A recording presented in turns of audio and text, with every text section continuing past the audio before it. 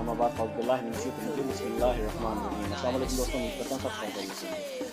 बारिशें शुरू हैं, मानसून का स्पेल चल रहा है और आज सुबह की बारिश हो रही है। अभी भी लाहौर में बारिश चल रही है मुख्तलिफ मकामात पर भी।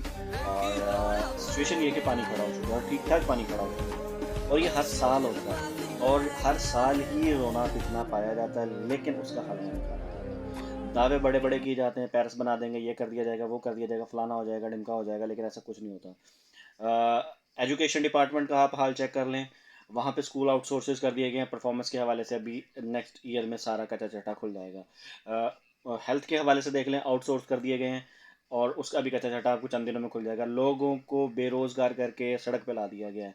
सफाई करने का अमला है LWMC का और पूरे पंजाब के हवाले से ये 3-3 माह के कॉन्ट्रैक्ट होते हैं, उसमें भी बुनियादी जो सैलरी लिखी गई है वो नहीं दी जाती और उसके बाद परमानेंट तो किया ही नहीं जाता किसी को भी। रेयर एक आधा केस है जो कि अपना कोई फंक्शनल बंदा हो तो, अदरवाइज पक्के वो भी नहीं होते। उनको सिर्फ कहानी दी जाती है, 3 महीने के बाद उनको फारिग कर दिया जाता है।